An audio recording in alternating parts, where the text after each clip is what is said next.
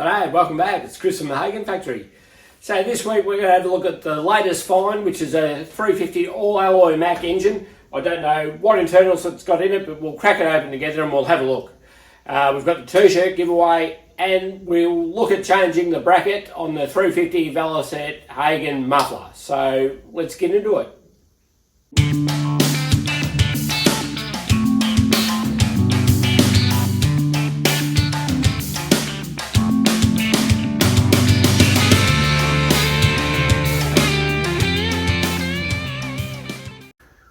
Right, so what we've got here is an all-alloy 350 Mack Velocet engine. We've got a couple of these. We're actually missing a rocker cover off the other one, so if anyone's got a rocker cover, let us know. We'd be interested in buying it. This one I have not seen inside it, so I wouldn't have a clue what's in there, but we'll pull it apart and have a look. The rocker cover's not bolted down, so we'll have a look in there. So what have we got here? We've got no push rods, but we've got all the overhead gear there, which looks good, all three. So we'll get all that apart at some stage and have a look. We'll lift the head and barrel off it as well, and we'll get the timing cover off. So let's do that. Righto, so we'll lift the head off it. We'll have a quick look if we can. Yeah, that's going to come off.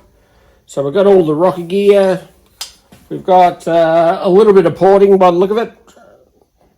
Someone's been in there a little bit. Standard size valves. We bring the inlet nearly out to the spark plug hole. The thread on that doesn't look too bad, but there's all these little bits and pieces that we'll get into through the restoration of this engine. So what else have we got here? So we've got no piston. We've got a pretty standard looking sort of barrel there. Still got a bit of meat there, but we can re-sleeve that if we have to. Sort of a couple of numbers on there. We'll check that out later on, the numbers. Righto, so let's find a screwdriver and we'll get the timing cover off and see what's in there. A little more flatty. Righto, so I've got an old flat screwdriver here. Let's pull it apart and see what's in there. A few screws around this. We'll get our mate Will to weld up all the cracks in this thing, and we've got a few spares now. Over the years, Dad sold off most of his 350 bits and pieces because he never thought he'd get back into the 350 side of it, just thought he'd stick with the 500. So now we're starting to buy a bit of stuff back, which is pretty funny actually. So there's still a fair bit of this stuff around. You just got to know the right people. So got the oil pump, and it's got no pistons. It's got the rod in there.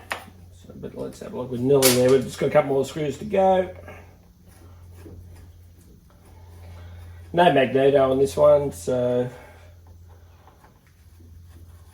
we might run a distributor on this one, I think. We've got a bit of a ignition system set up. We might be able to run it. Oh, we've still got one screw left in.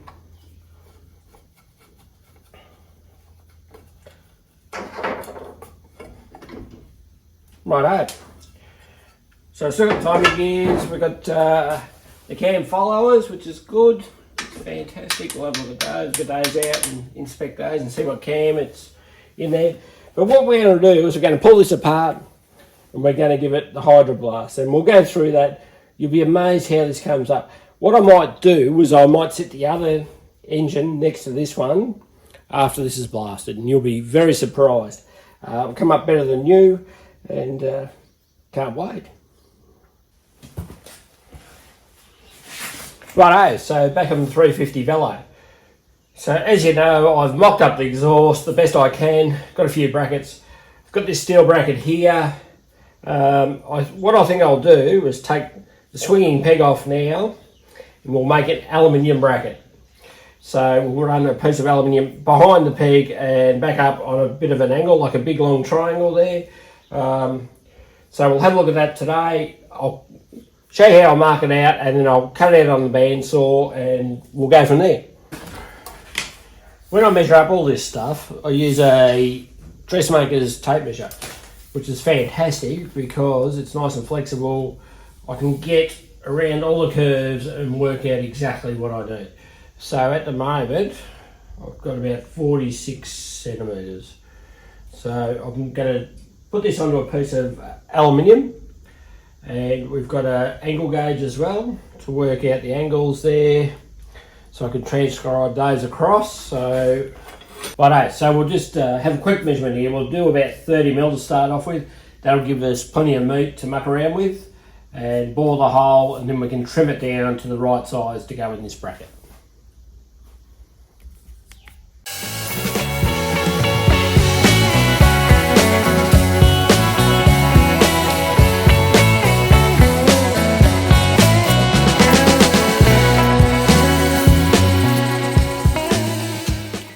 Righto, so what I've done now is I've just put it in the vise and I've given it a tap with the rubber mallet, just to put a nice little bit of a bend in it, nothing too major. So we don't need any fancy machinery for this, just basic home tools, and everyone's got like a vise and a rubber mallet.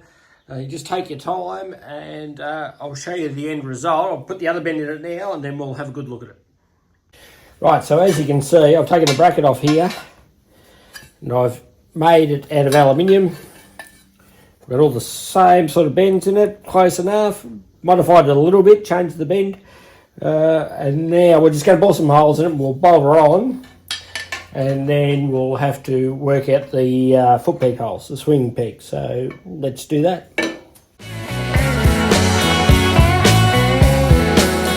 Righto, now it's a t-shirt giveaway. As you know, I asked you to like and subscribe and put in the comments why you should have a t-shirt, but we got a lot of emails. We didn't ask you to do that. So Clive Parsons was one of the first ones to get on board. Clive, you've won. So congratulations, we'll get it out to you as soon as possible. Like every other week, if you like what you see, like, subscribe, tell your friends, tell everyone. Let's bring Hagon's back. Thanks.